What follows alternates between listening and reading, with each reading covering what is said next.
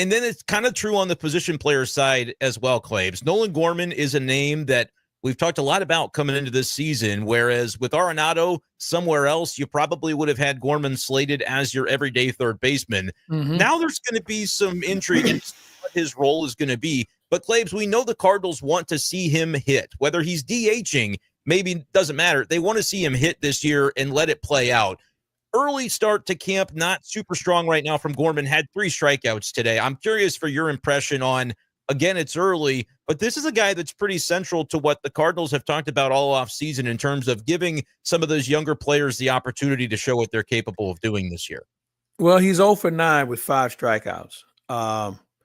And as high strung as we are about people who do well, whether it's Quinn Matthews or McGreevy or Victor Scott II, I think you also have to take into account some people are going to be slower off the schneid than others, and you hope that he finds his stride and gets hot.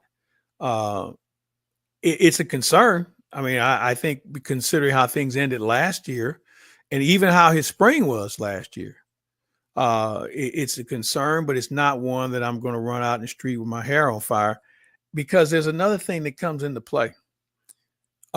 Who's the other bona fide third baseman in the organization that if you didn't think he was going to be able to do his job and you move Arenado, who could you live with playing third base and getting productivity, not just offensively, but defensively?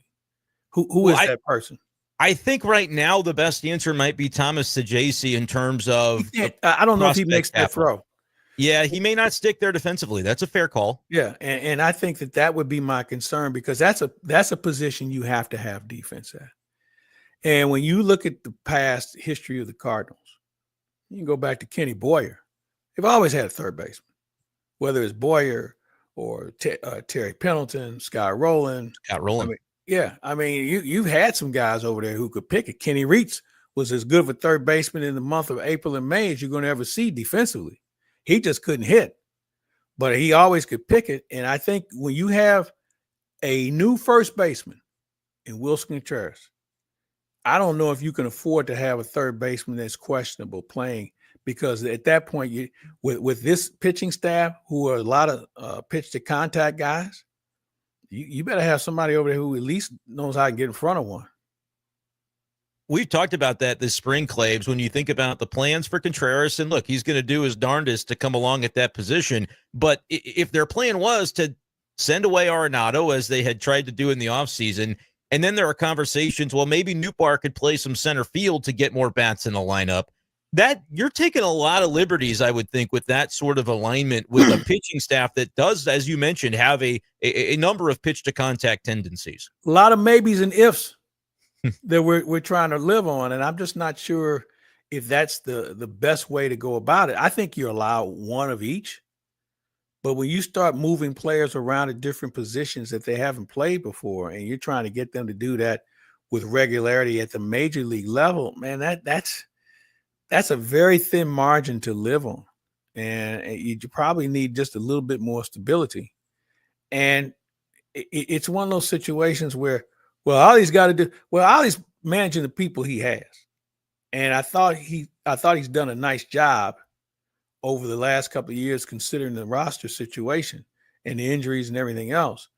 But I just don't know if you can continue to rotate and switch and, all the other things and take people out of, and in some cases, we don't know, their natural position.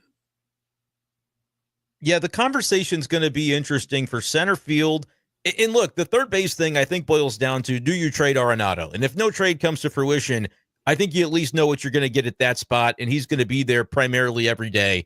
You decide how to handle whether Gorman is a primary DH or whether you split some opportunities at second base with Brendan Donovan, who we know can move around. That's the one guy that I am comfortable seeing move around, because he's won a Gold Glove for doing exactly that. But when you start moving around too many other pieces on the chessboard, I would agree with you on that one, Claibs. It gets to be a little bit too many cooks. What do you think, though, behind the plate? Because that's another position that we talk about. Are they going to have the luxury of prioritizing what they consider to maybe be the stronger defender in Pedro Pages, or do you have to find a way to get Ivan Herrera's bat in the lineup is another area where I think a similar decision has to be made. And look, they can split it, but you're going to have to kind of choose who's going to be the primary back there too. You know what I think it depends on also? Who's on the mound? Both their pitcher and your pitcher. Because, there are going to be some nights you're going to be scratching for offense. And there are going to be other nights you're going to be hoping that you can put some swings together against the guy. Maybe he's a fourth or fifth starter, has trouble with lefties, something along that line, where you can afford to play a guy and sacrifice the bat because everybody else is expected to hit. But when you have one of those situations where you're facing a number one or two or a guy, and I know some teams don't like to categorize pitchers in that manner, ones or twos, but high leverage pitchers, high leverage starters, when you have those guys who are going to be stingy in the runs and maybe a strikeout guy, swing and miss pitcher, then you have to say, well, we had to put some bats in this lineup because we're going to need them. And we probably need to heavy up on the bottom end of the lineup. So I think this year, and I know most managers don't like it, man, this could be game to game as far as what your lineup is going to look like at certain positions, whether it's second base, DH, catching, and center field. That's 4 positions. Yeah. That's 4 bats. That's 16 at bats that you have to account for that could change every day. And that can be a head scratcher. I agree with you. Pages, if I would say right now, Pages probably the better defender behind the plate. If you wanted to go defense in center, that looks like Michael Ciani with Nootbaar still playing in left, unless Victor Scott II. Is that where you were going with that? Yeah. I was going to go there because let's talk about him. Right now, Victor Scott II is doing everything you would want Victor Scott II to do. He's hitting line drives. He's hitting the ball on the ground. He's taking walks. He's stealing bases. He's scoring from first to home. And he's doing everything you want him to do.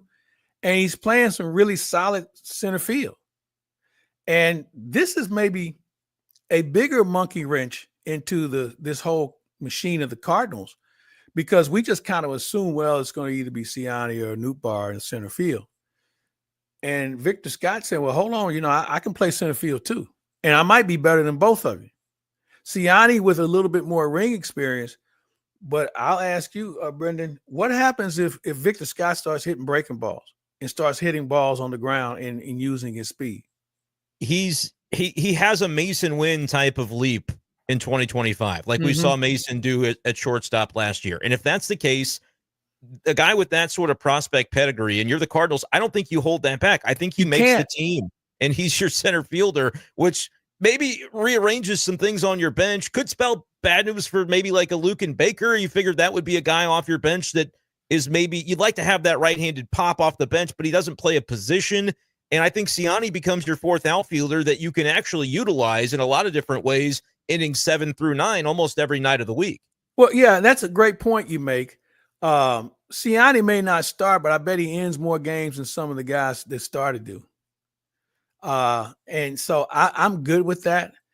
I think the challenge is if Ciani can hit, and really, you've been around, Ollie. If you hit, you play. And whoever one of those guys hits, they're going to play. And somebody else is going to have to figure it out. Yeah. What do you think about that comment by Bill? Victor Scott, I like it. Lead off for Mason Wynn. If they're, let's say they're both in the opening day lineup, how do you arrange that? It's really interesting because here's the reason why Mason Wynn is a leadoff guy. He's as good of a 2-strike hitter as you're going to see his age. And that means something. But man, if you have Scott and Wynn back to back in the order, because how many times is a leadoff man actually going to lead off an inning beyond the first? It's not a commonality. But if you have those two back to back, that means there's going to be a lot of fastballs thrown. That means guys are going to be putting the ball in play. That means you have guys who have the potential to score from first, because Donovan's going to make contact, or whoever the number 2 hitter is, he's going to make contact, and you're going to run into more contact guys in the batting order at that point. So, man, I think if you put those guys back to back and you flip them, depending on who's the starter, You flip those guys. One day if it's a lefty, then Wynn leads off. If it's a righty, then Scott leads off. I think you have, and you know what it also does, Brendan? It gives the Cardinals a desperate element of the ability to run the bases and score. You know, Scott stole a couple of bases a day that if the pitcher was trying to throw him out from the mound, he would have been safe, let alone behind home plate. Whitey Ball era Cardinals fans are waiting to see guys like Victor Scott in this lineup. No doubt about it. And you know what? Let's face it. There's a lot of fans who have apprehensions about what this team is going to look like. And when they ask you and they ask me, I say, I don't know, but I think they're going to be something different than what we've been accustomed to. Man, if you put some speed on this ball club, I guarantee you people will show up. They've done it before. And there's nothing more exciting to me than either watching a guy steal multiple bases or watching him score from first base.